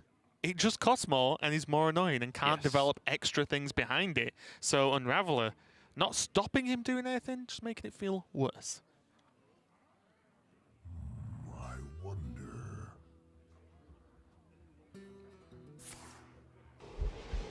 Shield Slam Reckless Flurry is guaranteed to be a full board clear here, so I like it. My idiot peanut brain was thinking Reckless Flurry and then Shield Slam. Oh no, you don't have any armor left. But of course, doing it the other way around does end up being a guaranteed clear. Nothing's coming out with more than 12 health in that position anyway.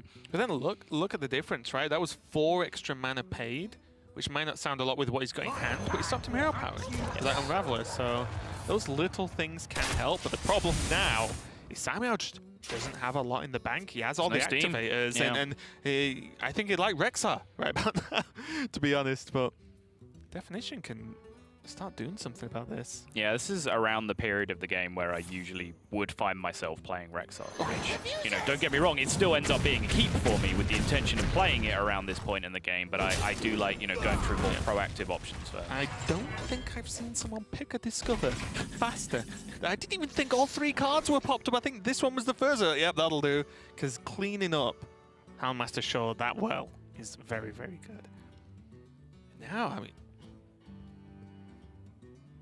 I don't really know what Caimiao's supposed to do. Deadly shot. Is it ever flanking strike deadly shot? Gosh, that's ugly. I am saying bad things, but they are the best of a bad bunch right now, so yeah. This is one of those times you can't shout at me for being dumb, because I think you have to do dumb things sometimes.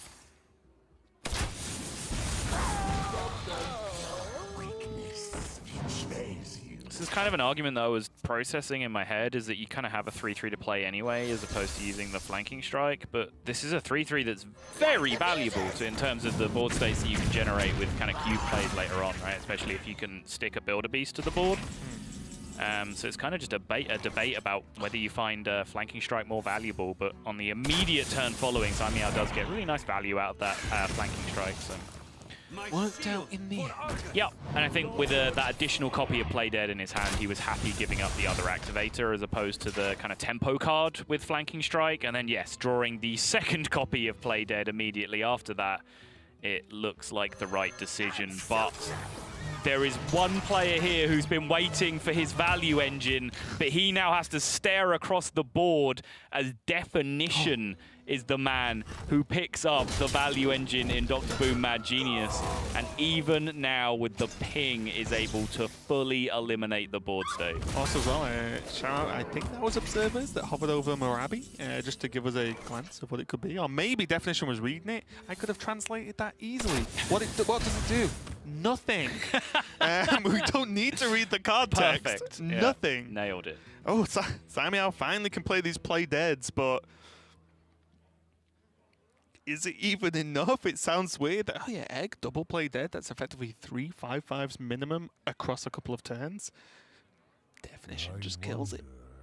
Not really a huge problem. Caimiao currently has the face of a man who is 17 cards deep into his Deathrattle Hunter with no Rexar in sight in the one matchup where you just beg and pray for the Death Knight to bless you.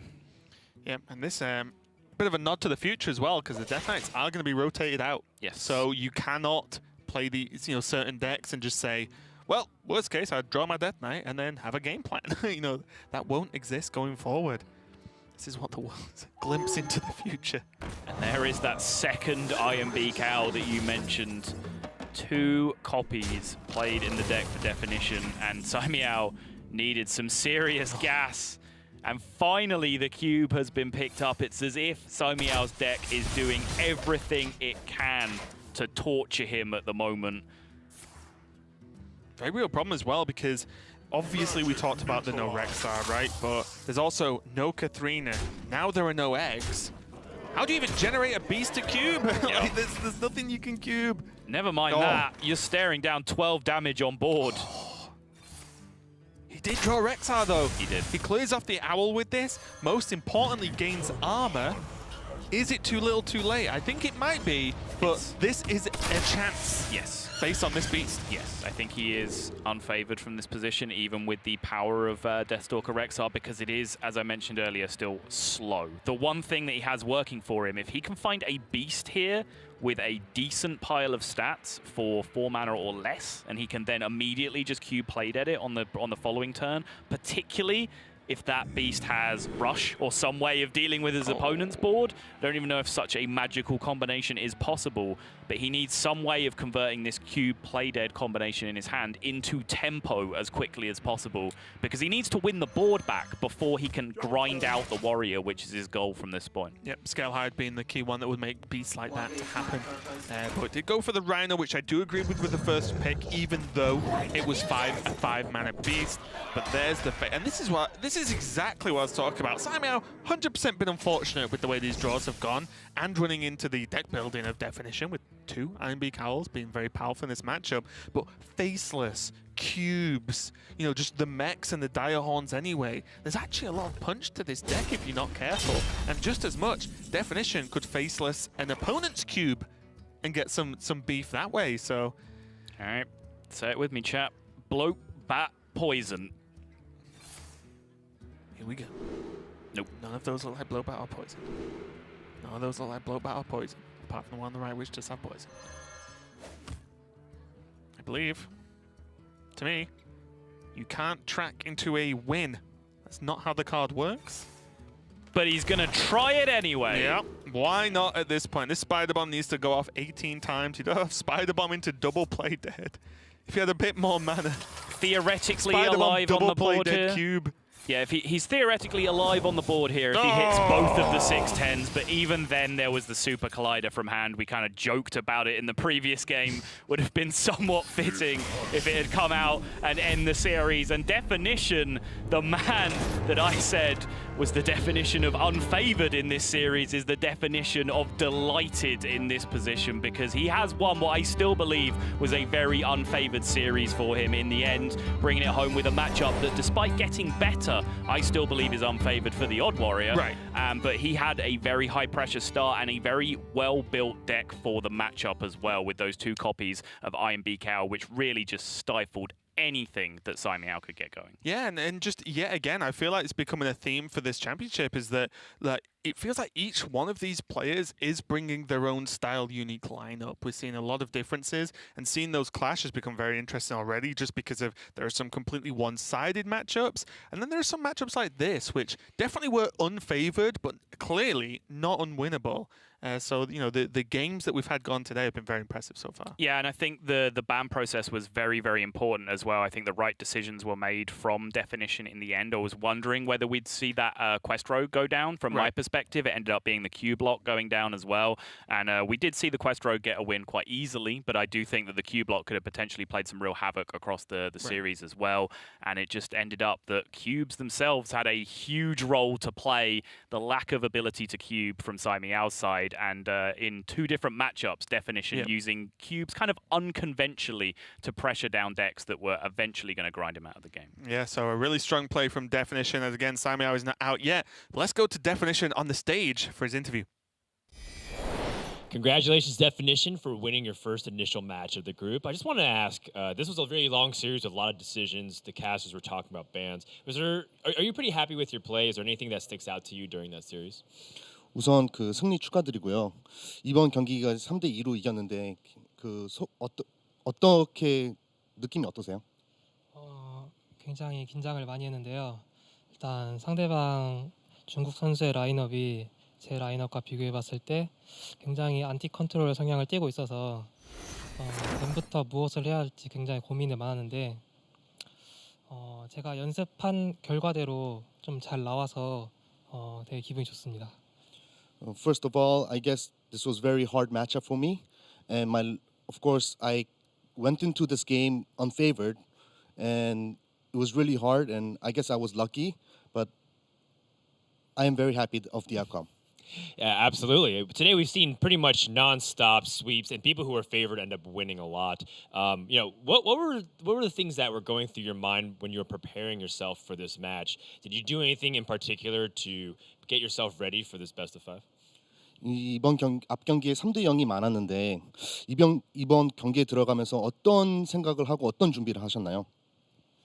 먼저 앞 경기를 봤을 때 선수들의 라인업이 뭐랄까 어그로 대 안티 컨트롤이 많아서 어그로가 많이 이겨서 이제 저는 이제 나도 이제 불리한 라인업인데 3대0이 나오면 어떡하나 좀 그런 걱정을 많이 했는데요. 제일 먼저 생각하는 거는 이제 상대방 선수가 항상 뭔가 최선의 수를 준다 생각하고 뭔가 최선의 수를 뭔가 이 상황에선 가장 좋은 수는 이건데 그 수가 안 나왔을 때는 이제 과감하게 상대방 손에 이제 그 카드가 없다고 생각하고 배제하고 그런 플레이를 좀 유심히 신경 썼던 것 같아요. As the previous matches were all mostly aggro versus anti-control, and was all favored 3-0. And so I definitely worried in the beginning, like, what if I also got three losses? And so I really had to think about like what my opponent's best hand was, and I had to think about all the plays, and I'm happy that of the results. Absolutely. I do want to ask my last question is that you are the last hope for Korea to go to the World Championship. Is that a lot of pressure, or do you feel like that gives you confidence because you're Korea's last hope for the 2018 year of the Raven? 지금 거의 한국 선수 유일한 한국 선수인데 그게 좀 부담되나요? 물론 월드 챔피언십에 가면 좋겠지만 좀 부담감은 덜고 좀 즐기려는 마음으로 좀 하려고 생각하고 있습니다. Definitely there is pressure, but I will try to focus on trying to have more fun. But I would really love to go to the Worlds. Absolutely. Who doesn't want to go to the World Championship? Well, congratulations on your victory and good luck in your next match. And with that, let's head over back to the boys at the desk. Thanks a lot, Dan. And, interesting words from Definition there. Just mainly he was worried about getting sweeped. No one wants to get 3-0'd on broadcast. That's just a fact. But also, a note that we didn't actually get a chance to talk about is Definition is just free to play. And he's only really been competing for the past year and a half, 2 years. And already has multiple rank 1 finishes on ladder. And is at this point of nearly getting to the World Championship. So it just kind of shows that, you don't need to have tons of cards. Just try and make a good deck. Keep working at it and get better. And, you can be here without spending a single dollar on Hearthstone.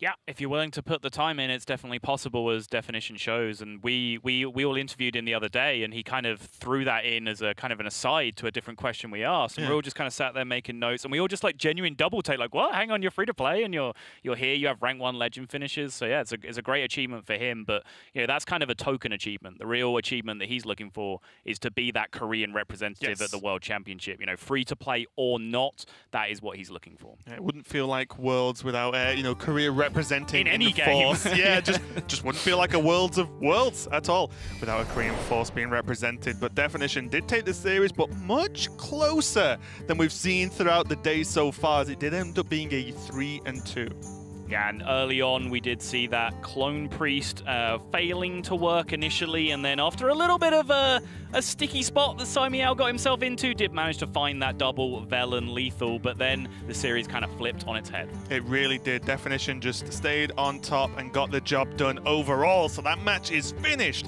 and we've got plenty more Hearthstone coming up, so don't go anywhere. The next match will be here soon.